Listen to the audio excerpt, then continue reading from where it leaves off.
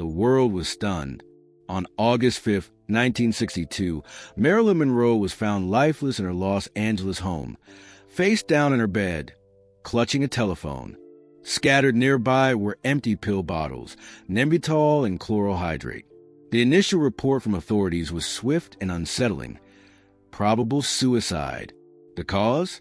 An overdose of barbiturates, taken intentionally or possibly by mistake. To most, that was the end of the story. But for others, it was just the beginning of a mystery. Almost immediately, whispers of doubt began to circulate. Why was there no note? Why were there so many inconsistencies in the timeline of her final hours? Marilyn's death certificate may have said one thing, but her last night raised far more questions than it answered. The official timeline claimed Monroe died sometime between 8:30 p.m. and 10:30 p.m. Her housekeeper, Eunice Murray, said she discovered something was wrong in the early hours of the next morning. She claimed to have seen a light under Marilyn's door, but couldn't get a response. After alerting Monroe's psychiatrist, they broke into the locked bedroom, only then finding her unresponsive. But that timeline never quite lined up, especially when some witnesses later changed their stories. Even decades later, in 1982, the Los Angeles District Attorney's Office reopened the investigation, citing the public's ongoing fascination with the case. After a thorough review, they ultimately reaffirmed the original conclusion: no foul play. But their final statement left the door open just a crack. While there was no credible evidence of homicide, they admitted several facts surrounding the case didn't entirely add up. A strange admission from an office tasked with providing certainty. Then there was the scene itself. There were no signs of a struggle, no bruising, no defensive wounds. But also, no note. For someone as theatrical and emotionally expressive as Monroe, that seemed off. Friends and colleagues recalled how deeply she wanted to be heard, how much she feared being forgotten. Would she have chosen to disappear in silence? And there was something else. The phone, found in her hand, its presence raised speculation. Who had she called? What was the last conversation she had? Were there calls made that night that mysteriously vanished from the phone records? We'll never know, because those logs were never released in full, and some say they were erased altogether. To this day, some believe Monroe's death was exactly what it appeared to be: a tragic end to a troubled life. She had struggled for years with insomnia, depression, and a dependence on sleeping pills. She'd been fired from her latest film, felt isolated, and had a long history of personal turmoil. But for others, the official story felt too clean, too convenient. Because if Marilyn truly died by her own hand, why did it feel like someone else was pulling the strings? And that's the real question, the one that's haunted every theory since. The more you look at the facts, the more they seem like fragments of something bigger, something hidden. But the biggest twist of all? Her final night may have had more powerful visitors than anyone ever imagined. Behind every powerful man, there's often a secret. And in Marilyn Monroe's case, that secret may have changed everything. The public saw her as the ultimate Hollywood fantasy, flawless, flirtatious, and forever glamorous. But behind the camera, she was entangled with two of the most powerful men in America, President John F. Kennedy and his brother, Attorney General Robert Kennedy. Their connection wasn't just rumor. It was obsession-level material for journalists, intelligence agencies, and everyone in between. Monroe's alleged affair with JFK has been widely speculated, whispered about for decades. But what most people didn't know, that affair may have gone deeper than anyone dared imagine. Not just a fling, not just late-night phone calls, but a secret pregnancy and a cover-up. Sources close to Monroe later claimed she became pregnant in 1960, during the height of JFK's presidential campaign. She reportedly believed the child was his. The situation was untenable. An unmarried, high-profile actress carrying the baby of a soon-to-be president? That wasn't just scandalous. It was dangerous. Allegedly, under pressure from the Kennedy circle, Monroe terminated the pregnancy in secret. No press, no records, no confirmation. Just a woman left hollowed out by what she believed could have been a real family.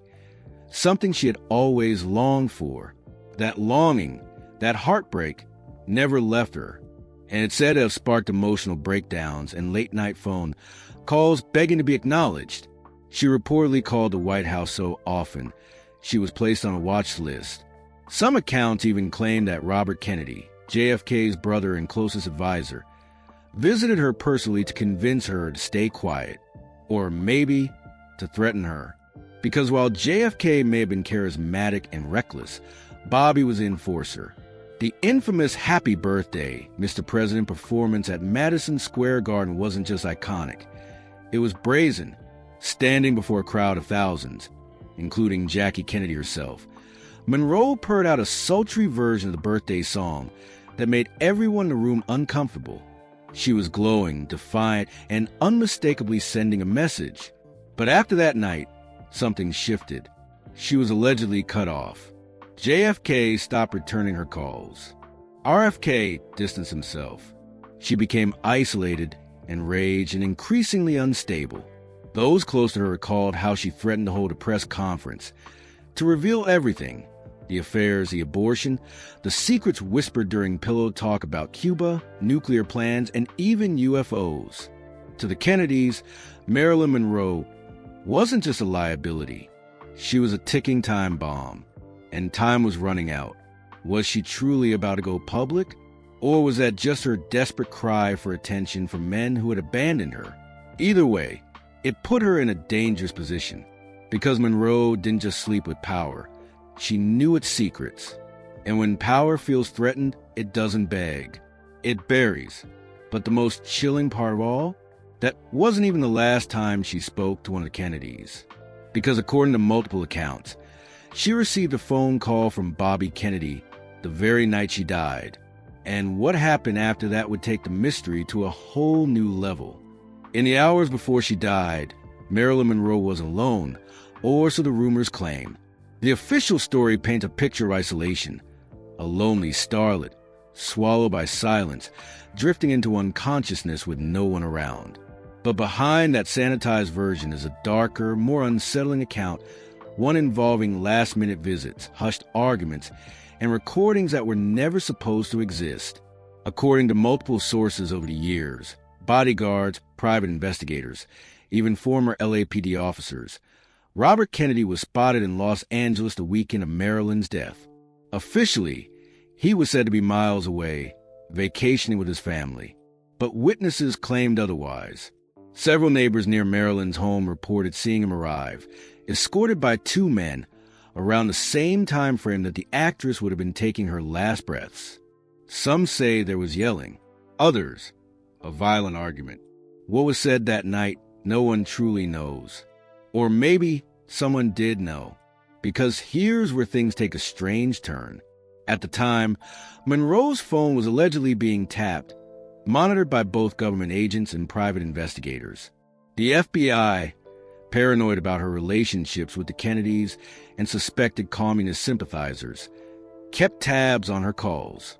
Simultaneously, a notorious Hollywood private named Fred Otash had planted listening devices around her home. He'd been hired by everyone from gossip columnists to studio executives.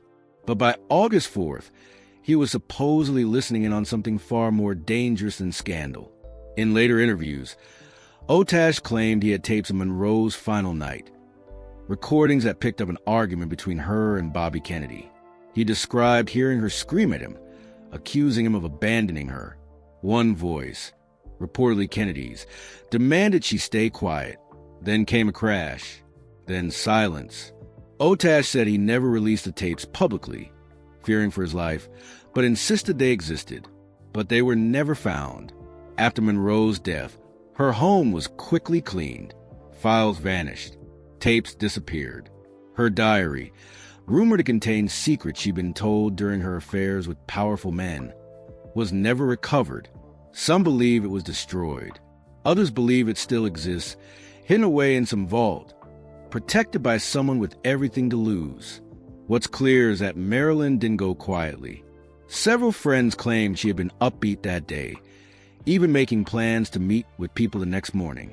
Her psychiatrist said she wasn't showing signs of suicidal intent.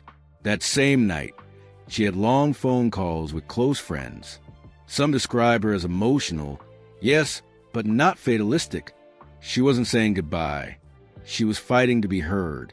And just like that, her voice was silenced. The most chilling part? No one has ever been able to fully explain the timeline. People change their stories. Some key witnesses refused interviews altogether. Evidence disappeared. Why? What were they protecting, or who? One thing is certain. Whatever happened that night didn't go down the way the world was told. And once the FBI files began to surface years later, the mystery only deepened. Because Marilyn Monroe may have died alone, but her death triggered a cover-up that reached all the way to Washington. And the next part of this puzzle? It's not about what was found, but what was buried. In the days following Marilyn Monroe's death, something strange happened. While the public mourned, powerful men moved quietly in the background, scrubbing, deleting, removing anything that could tell the wrong story. And that's where the legend of the Red Diary begins. Marilyn was known for keeping detailed personal notes, thoughts, poems, emotional reflections, but more alarmingly, whispered conversations with powerful men. This red letter diary reportedly contained names, dates, and secrets she was never supposed to know. Government operations, conversations about Castro, nuclear weapons, affairs with politicians. Details that, if ever exposed, could tear apart reputations and careers at the highest levels. But after her death, the diary vanished. No one close to Marilyn ever saw it again. Her house was immediately sealed off, but not by the police. Instead, men in suits arrived before investigators could properly document the scene. The housekeeper was vague. Her psychiatrist gave inconsistent statements. Her publicist disappeared from the media. It was as if everyone had been warned to fall in line. Some said the diary was taken by the FBI. Others claimed Bobby Kennedy took it that same night, before fleeing the city. But whatever the truth, one thing is undeniable. Crucial pieces of evidence were quietly erased. And it didn't stop with the diary. The police report listed nearly a dozen pill bottles, but there was no sign of water anywhere in the bedroom. If she took that many pills, how did she swallow them? No glass, no cup, just empty bottles and a closed mouth. Something even the coroner found strange. But those inconsistencies were brushed aside, just like the early witness testimonies, which either changed over time or were mysteriously excluded from the final report. Then came the federal files. Years later, when portions of Marilyn's FBI files were finally released to the public, much of it had been blacked out, entire pages redacted, segments that might have revealed who was watching her, what they were afraid of, and why her associations with the Kennedys and certain political figures raised so many red flags. It became clear Marilyn wasn't just Hollywood's most famous blonde.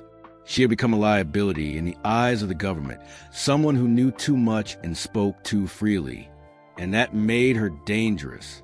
Even her autopsy raised questions.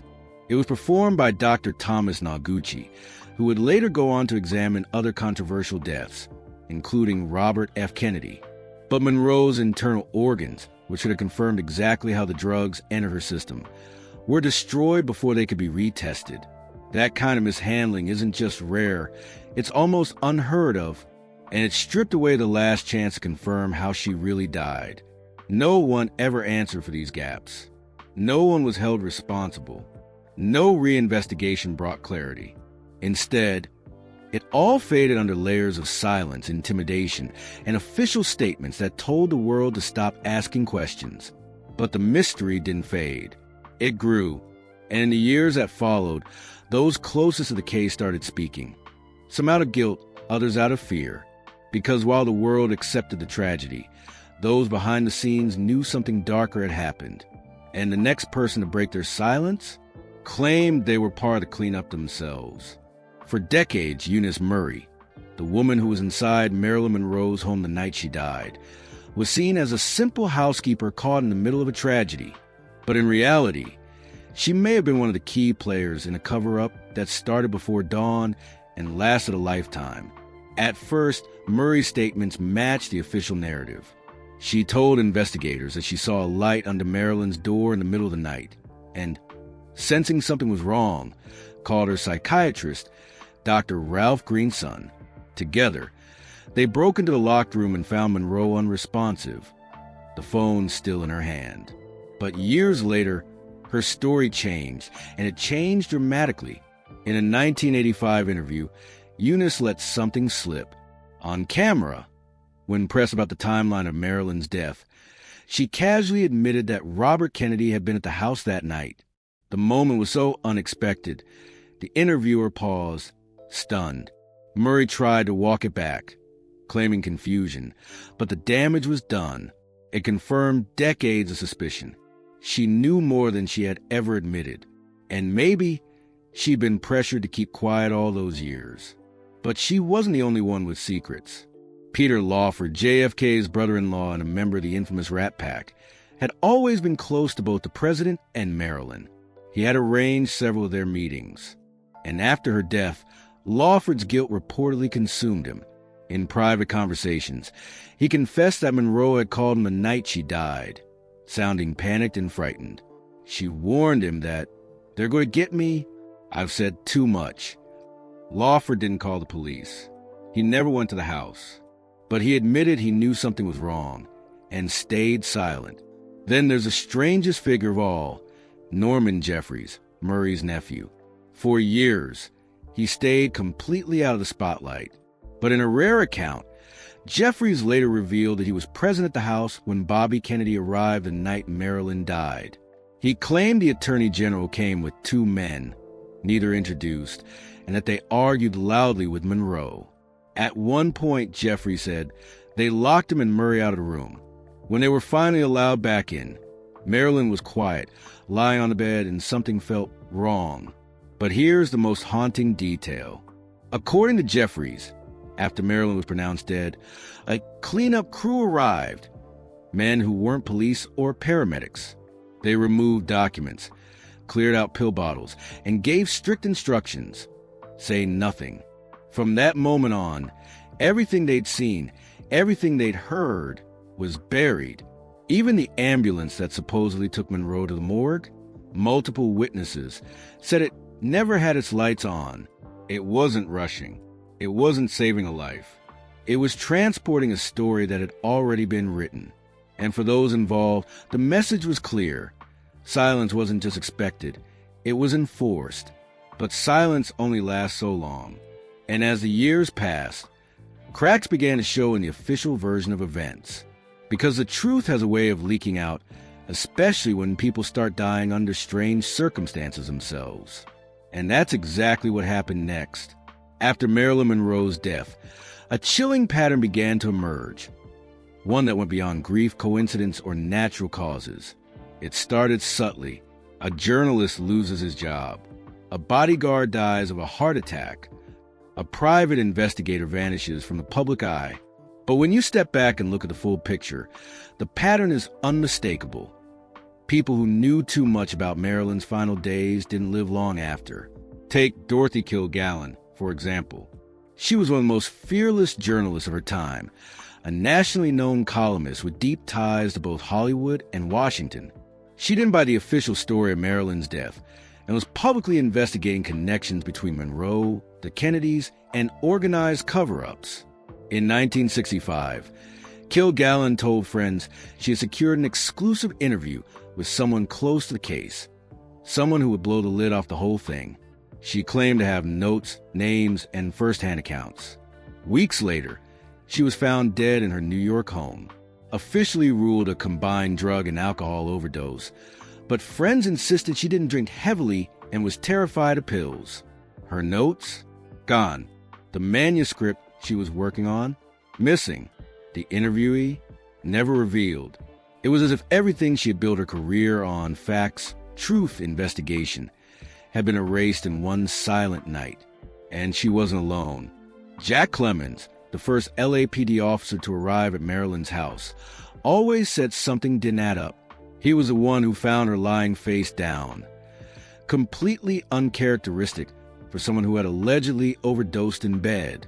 He was also the one who noted how rehearsed Murray and Green's son seemed when recounting what happened. Clemens spoke out repeatedly, calling the scene staged. Later in life, he claimed that he had been pressured by superiors to stop asking questions.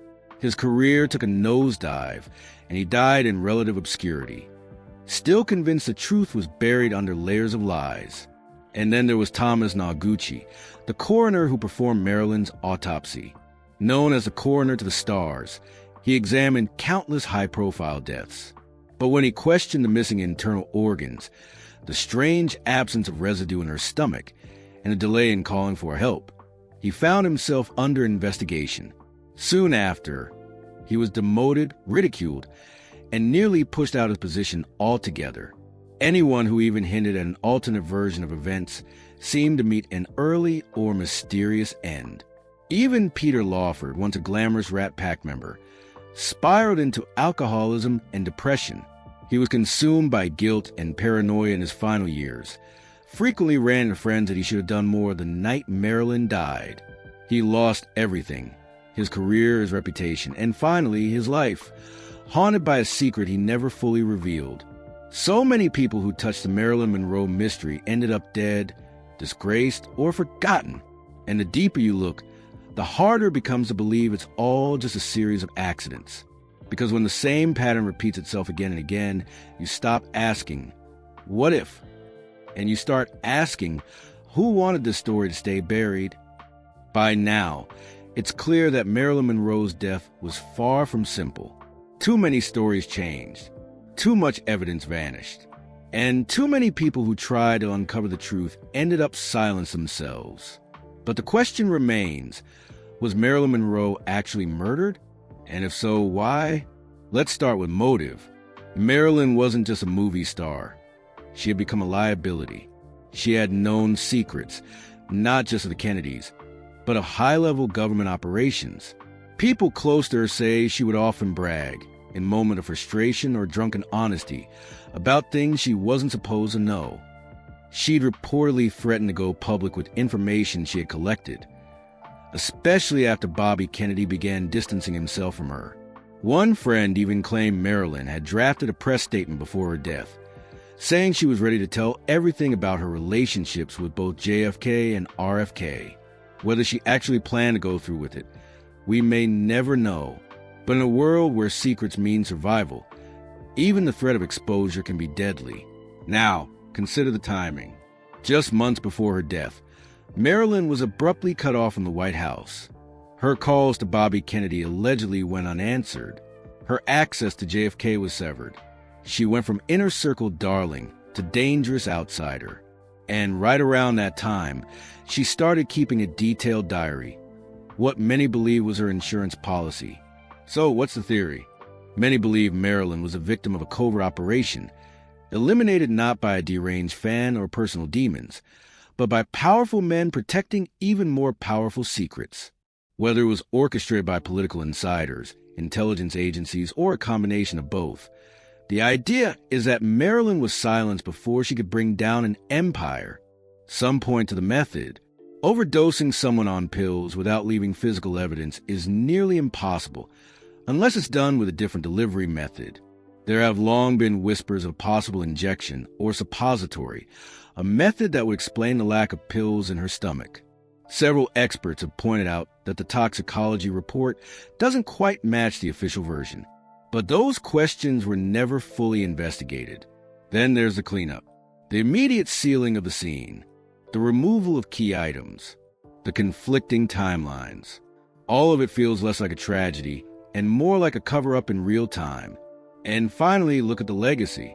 After Marilyn died, the Kennedys were never seriously questioned.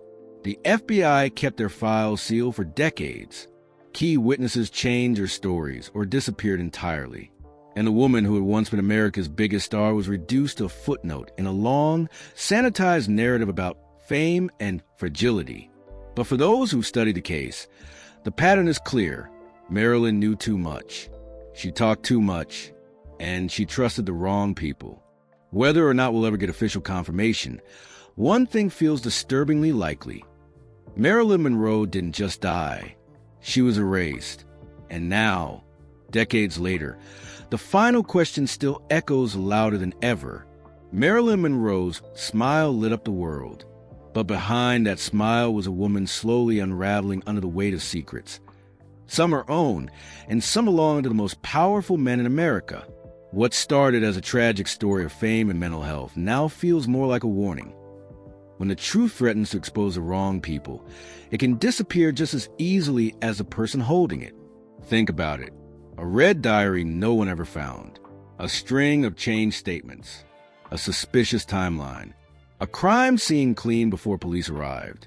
And a growing list of people who either stayed silent or didn't live long enough to speak at all. The official story still calls it an overdose, but that explanation collapses under its own weight the moment you look too closely. How did the pills get into her body without leaving a trace in her stomach?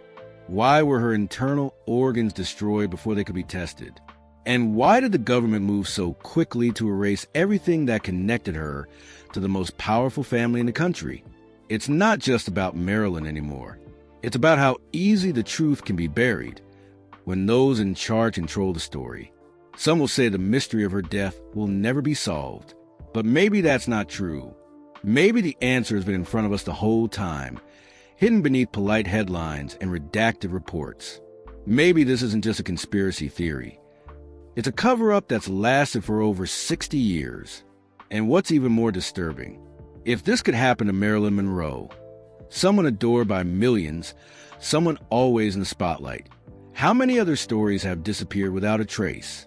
Her death wasn't just a Hollywood tragedy. It was a calculated erasure.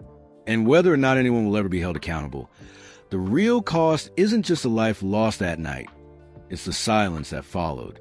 But we're not silent anymore, because decades later, the cracks in the story are still widening. New evidence keeps surfacing. Whispers grow louder. And Marilyn's legacy, once carefully managed by studios and handlers, is finally starting to be seen for what it really was. A woman used, discarded, and erased for knowing too much. And now, maybe, just maybe, we're finally ready to admit the truth. She didn't just die. She was silenced. If you found this story as chilling and thought-provoking as we did, don't forget to like this video and subscribe for more deep dives into mysteries they don't want you to talk about. There's always more behind the headlines, and we're here to uncover it. Thanks for watching, and stay curious.